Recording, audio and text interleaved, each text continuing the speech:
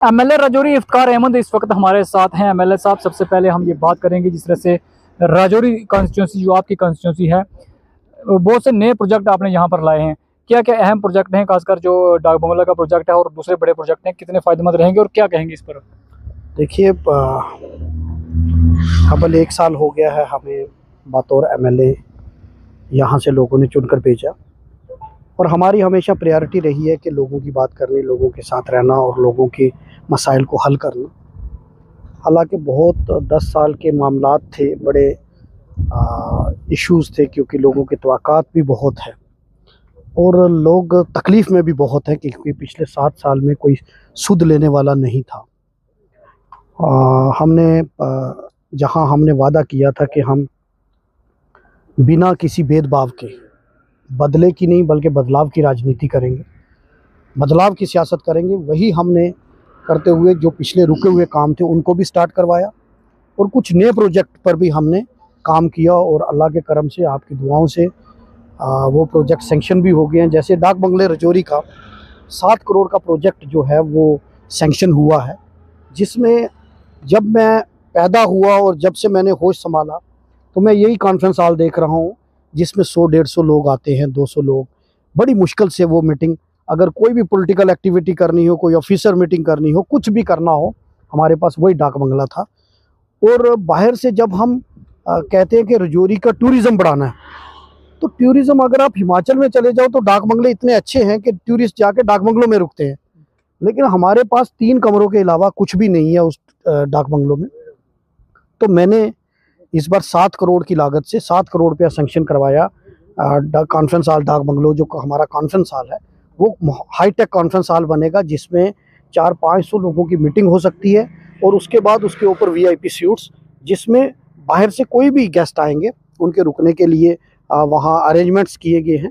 उसके अलावा कल हमने जो हैमिल्टन ब्रिज और जो हमारा वेदांत आश्रम का ब्रिज है, उसका काम क्योंकि मैंने वहाँ विज़िट की थी और आपने देखा कि काफ़ी अरसे से वो काम बंद पड़ा था, उसको हमने दोबारा, अब क्योंकि पैसा नहीं था, जिस स्कीम के तहत वो चीज़ें बनी थी उस स्कीम में पैसा ही ख़त्म कर दिया। जब मैं आया तो मैंने वहाँ विज़िट की, और विज़िट करने के बाद हमने फ्रेश टीपीआर बनाकर भेजा, और 2 करोड़ 85 लाख की लागत से कल वहाँ हम काम स्टार्ट करेंगे। उसके बाद बंडाले मंग का काम भी 1-2 दिन में शुरू होगा। धलोड़ी में नबार्ड की रोड का काम हम बड़ी जल्द स्टार्ट करने वाले हैं। बाकी यूटी कपेक्स में हमारी कल परसों डूंगी कराती में सिटी टाउन्स एंड यूटी कपेक्स में हमारी काफ़ी रोड्स हैं, उनका काम स्टार्ट करेंगे। मतलब लगभग 41 सिटी टाउन्स की रोड, 9 के करीब 10 करीब हमारी यूटी कपेक्स में रोड, 5-6 हमारी डिस्ट्रिक्ट प्लान की रोड, और 10 रोडें जो हैं हमारी नबार्ड की। उसके साथ हमारे ब्रिजेस जो हैं उनका भी काम, जैसे हमारा चढ़ान सनकारी का ब्रिज है वो भी पाइपलाइन में है। ये सारे काम जो हैं वो स्टार्ट हो रहे हैं। जिस तरीके से आपने देखा कि म्यूनसिपल कौंसिल राजौरी के अंदर हमने जो मॉडर्न स्लाटर हाउस, वो भी सैंक्शन हो गया है, उसका काम भी अभी स्टार्ट होगा। उसके अलावा ब्यूटिफिकेशन के लिए भी हमने काम किया है, उस पर भी उसका टेंडर लग गया है। मैंने साहब, म्यूनसिपलिटी की आपने बात की, गार्बेज एक बड़ा इशू जो है वो बना हुआ है जगह जगह पर। कल भी बेला कॉलोनी में लोगों ने प्रोटेस्ट किया कि मस्जिद के नज़दीक जो है वो गंदगी फेंकी जा रही है, तो इसके लिए क्या सोल्यूशन निकाला है आपने और क्या आश्वासन देंगे राजौरी के लोग? देखिए, जब मैं एमएलए बना था तो मैंने देखा कि इस बार मैंने असेंबली में भी उस इशू को रेज़ किया। ये गलत है, हम इसकी मजम्मत करते हैं कि गार्बेज जो है वो सिटी के अंदर डंपिंग नहीं होनी चाहिए, और ऑनरेबल कोर्ट की डायरेक्शन है कि 10 किलोमीटर तक कहीं भी गार्बेज डंपिंग नहीं होनी चाहिए। लेकिन बदकिस्मती ये रही कि जो म्यूनसिपल कौंसिल हमारी रही, उसने गार्बेज डंपिंग का कोई सलूशन नहीं निकाला। जब मैं एमएलए बन के आया तो हमने इस पे काम करना शुरू किया। अभी 2-3 जगहें देखी हैं। अब क्योंकि इन्होंने जो एमआरएफ के शेड बनाए हैं वो या सलानी पुल बस स्टैंड के पास बनाया या बेला में बनाया, तो मैंने ईओ साहब को, मैंने कल भी बात कही है, और ईओ साहब को मैंने क्लियर कट इंस्ट्रक्शन दी है कि शहर में कोई गंदगी कहीं भी डंपिंग नहीं होगी, और दूर दराज एरिया में जहां आप डंपिंग करें, और ऐसी जगह हम देख रहे हैं जहां आबादी ना हो और शहर से 10 किलोमीटर दूर पे। अब क्योंकि पिछले 10 साल के जो लोग खमियाजे हैं, जो गलत नीतियां उन वो हम भुगत रहे हैं।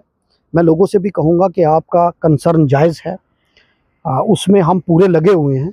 हम क्यों किस गंदगी, हमने तो इस इशू को टेकअप किया। और जो वो लोग जो ये कहते थे कि हमने रजौरी म्यूनसिपल कौंसिल को पेरिस बनाया है, तो वो बताए ना, अगर उन्होंने इसका परमानेंट सोल्यूशन किया होता, वो जगह कहीं ढूंढ के रखते, तो आज रजौरी के शहरवासी इस परेशानी का सामना नहीं करते। लेकिन अब क्योंकि पिछले 40 साल की प्रॉब्लम है, तो इसमें हल करने में थोड़ा टाइम लगेगा, लेकिन मुझे उम्मीद है कि इसी करंट ईयर में इसका सोल्यूशन निकल जाएगा। अगर हम बात करें तो बेरोजगारी जम्मू कश्मीर में बड़ा मसला है। सरकार ने जो वायदे किए थे वो वायदे कहीं पूरे नहीं हुए। बिजली के बिल जो है वो एक्सेस आ रहे हैं और बिजली का किराया लोगों को भुगतने में काफ़ी परेशानी हो रही है। तो इस तरह के जेन्युइन जो इशू हैं, इस पर कहेंगे आप? देखिए, जब मैं असेंबली में था तो असेंबली का सेशन छोटा था, लेकिन मैंने रजौरी के मुद्दे उठाए। चाहे उसमें मिनी सेक्रेटरीट का मुद्दा था, चाहे उसमें डेली वेजेस का मुद्दा था, चाहे उसमें कॉन्ट्रैक्चुअल वर्कर कैजुअल लेबर्स का मुद्दा था, चाहे उसमें बेरोजगार नौजवानों को स्टेफन देने का मुद्दा था, चाहे उसमें जेजेएम स्कीम में कॉन्ट्रैक्टर्स को पेमेंट ना होने की वजह से जेजेएम स्कीम ठप हो गई है, लोगों को पानी की प्रॉब्लम हो रही है, ये मुद्दा भी हमने असेंबली में उठाया। ये तमाम मुद्दे जो लोगों रजौरी के साथ जुड़े हुए थे वो मैंने वहाँ असेंबली में उठाए। और एक एमएलए का काम होता है कि लोगों की आवाज़ को असेंबली में उठाना। असेंबली एक फोरम होती है, प्लेटफॉर्म होता है, जहाँ हम इस तरह के मुद्दे उठाते हैं। और मैं आपको यकीन दिलाऊं कि बाकी मुद्दे भी जो हैं वो भी मैं असेंबली में इंशाअल्लाह असेंबली में भी उठाऊंगा और कंसर्न फोरम के साथ भी बात करके उनको हल करने की कोशिश करेंगे। जिस तरह से इन दिनों चुनावी दौर है, यानी 2 सीटों पर चुनाव जो है वो होने जा रहे हैं, प्रचार का आखिरी दिन था। जिस तरह से इल्ज़ामात लग रहे हैं बीजेपी वर्सेस जो है वो नेशनल कॉन्फ्रेंस के बीच में, बीते रोज़ भी आपने सुना होगा जिस तरह की स्टेटमेंटें आई हैं कि पर्दे के पीछे बीजेपी ने कहा कि नेशनल कॉन्फ्रेंस हमारे साथ थी 2014 में भी और 24 में भी। कांग्रेस पार्टी किस तरह से देखती है इसको? देखिए, इस पे तो उमर अब्दुल्ला साहब ने वजाहत भी दी है, और इसका जवाब तो नेशनल कॉन्फ्रेंस का कोई लीडर ही दे सकता है। एक बात मैं कहूँगा कि अगर इस देश में बीजेपी को किसी ने रोकने का काम किया तो वो इंडियन नेशनल कांग्रेस ने। और बीजेपी की विचारधारा के साथ अगर कोई लड़ाई लड़ रहा है तो वो इंडियन नेशनल कांग्रेस के वर्कर लड़ रहे हैं। तो अब उन्होंने किस कंटेक्स्ट में एलओपी साहब ने कहा और उसकी वजाहत सीएम साहब ने दी भी है। और अब मज़ीद क्या है ये मामला, वो तो नेशनल कॉन्फ्रेंस के लीडर या उमर साहब बता सकते हैं या उनकी आला क़यादत फारूक साहब बता सकते हैं। इस पे मेरी टिप्पणी करना वाजिब नहीं। कांग्रेस और नेशनल कॉन्फ्रेंस के बीच में जो दूरियां पैदा हुई थी, क्या समझते हैं आप धीरे धीरे खत्म हो चुकी है? देखिए, दूरियों की बात नहीं है, हमारी दूरियां नहीं, हमने तो हमेशा लोगों की बेहतरी के लिए स्टेप उठाए हैं। मैंने पहले कहा कि भाजपा के दिए हुए ज़ख्मों को मरहम लगाने का काम इंडियन नेशनल कांग्रेस ने किया, और हम नेशनल कॉन्फ्रेंस के साथ हैं भाजपा को बाहर करने के लिए। और नेशनल कॉन्फ्रेंस और कांग्रेस का अलायंस है, और इस अलायंस में ये अलायंस लोगों की बेहतरी के लिए बनाया गया है। और सरकार के जो अच्छे काम हैं उनके साथ हम खड़े हैं। जहां सरकार डेविएट करेगी वहां हम उन पर प्रेशर डालने का, उनको सही रास्ते पर लाने का भी जो उन्होंने चुनाव से पहले वायदे किए थे। बिल्कुल, नेशनल कॉन्फ्रेंस का अपना मंशूर था और कांग्रेस का भी अपना मंशूर है। उस मंशूर को इम्प्लीमेंट करने के लिए जहां भी सरकार अपने वादे पूरे नहीं करेगी, इंडियन नेशनल कांग्रेस उसको याद दिलाने का काम करेगी। बहुत बहुत शुक्रिया। एमएलए राजौरी इफ्तिखार अहमद का ये साफ कहना है कि यहाँ डीबी को बाहर रखने के लिए नेशनल कॉन्फ्रेंस के साथ खड़े हैं। न्यूज़ 18 के लिए राजौरी से शक्ति शर्मा।